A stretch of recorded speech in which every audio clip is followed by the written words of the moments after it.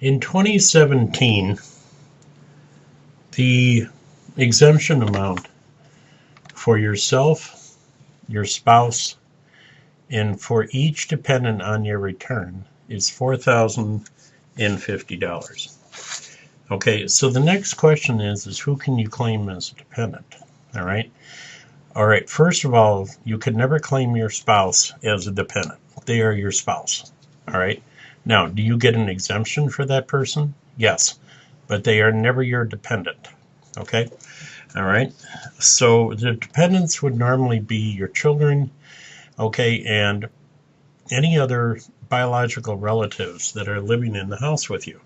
But they do not necessarily have to be biologically related to you.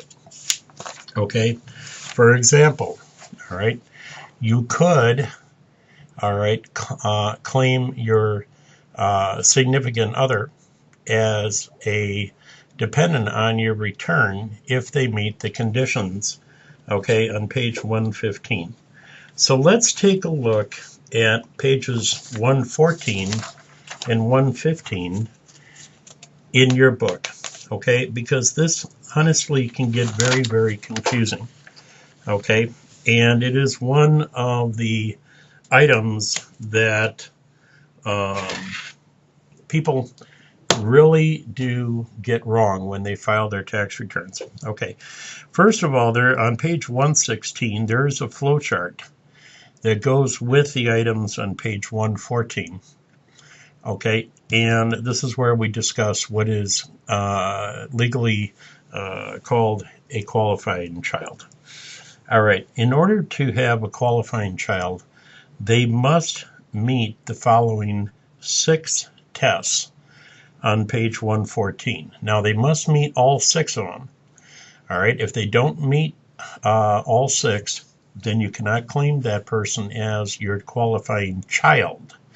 It is possible that if the person doesn't qualify as your qualifying child, they could still qualify as a qualifying relative. All right, even though I know that sounds a little confusing, but that's how the system works. Okay, all right, so let's take a look at page 114. All right, it says the child has to be your child, your stepchild, or your adopted child, or the taxpayer's brother or sister, half-brother or sister, step-sibling, or a descendant of any of these. For example, they could be your grandchildren. Okay, all right. And it says under certain circumstances, a foster child may also qualify. Under current rule, a foster child is a child that has been placed with you by a state-approved agency. It didn't used to be that way, but it is now. Okay, all right. Number 2, all right. The child must have lived with you for more than half the year.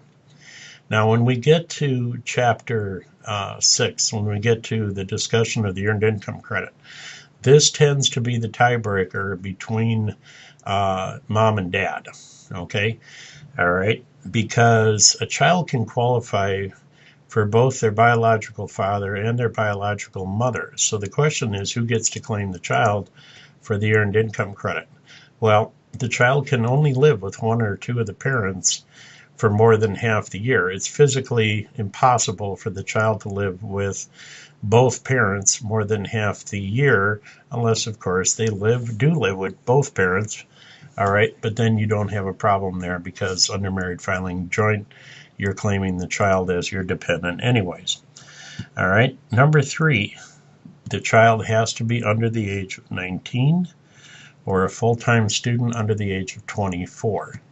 Now, they only have to be a full-time student for one semester, one standard semester in a college, okay, which generally covers 5 calendar months, either January through May or August through December. Okay, all right. The number 4, all right, the child cannot be filing a joint tax return with their spouse. Okay, so in other words, if you have a child who is in college and happens to be married, all right, you cannot claim that child on your return unless they did not have any income, neither the taxpayer or the spouse, and they would only file a tax return to claim a refund. So 99 times out of 100, you cannot claim your son or daughter if they're off at college and they have their own job and they are married. Okay, other than that, you should be able to. All right, citizenship. They have to be a U.S. citizen, a resident of the United States, Canada, or Mexico, or an alien child adopted by and living with a U.S. citizen.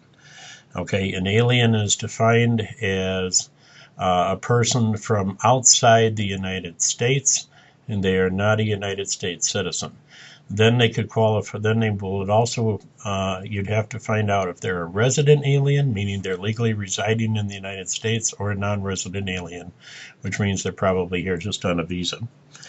All right, and then finally, number 6, the self-support test. All right, okay. It used to be that you had to provide more than 50% of the support for the person, and so they changed the wording around a little bit. And now it says that person, to be considered your qualifying child, can't pay more than 50% of their own support. Okay, so if you've got a child who, if they made $20,000 last year working, overtime at a store, all right, that means you have to provide $20,001, okay? Otherwise, you cannot claim them on your return, all right? Okay, all righty. One of the tiebreakers also is in the first of the 3 bullets at the bottom of page 114. It says if one of the individuals eligible to claim the child is a parent, then that person is allowed the exemption. Okay, so that's part of our example with Tom and Mary. All right, Tom cannot claim the children on his return because they are biologically related to Mary, which is why Mary gets to claim the exemptions for the children, okay, but not Tom.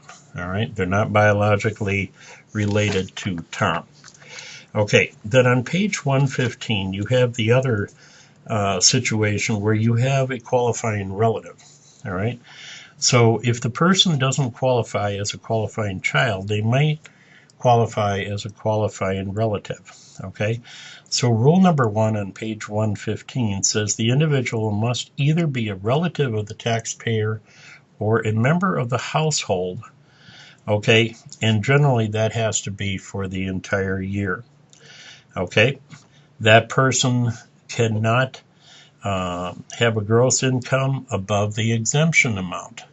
Okay, this is why Tom could not have Mary, okay, as a qualifying dependent relative on his return because Mary made more than the exemption amount. Okay, and so that's why Tom had to file single in our example in the introduction discussion. All right, number 3. All right, the dependent must receive over half of his or her support from the taxpayer. In other words, they can't provide more than half of their own support. Okay. All right, the dependent can file a joint return, and the dependent must meet the citizenship test as described on page 114. Okay, so when you get a taxpayer into your office, whether it's a single person or a couple, and you've never had them before, all right, make sure that you qualify everybody on the return. Okay, all right. If if they're brand new, ask them to bring in their tax return from the year before. That way you can verify the Social Security numbers. Okay, now before you go, well, the tax return doesn't verify it because only the Social Security cards would. The part of the reason for bringing in the prior year's return is 1, you get the names right, 2, you get the Social Security numbers right, and assuming that the return was accepted by the IRS, that means that the names and the Social Security numbers matched up. So make sure you get that done before you start the return. Okay, and that's it for this video.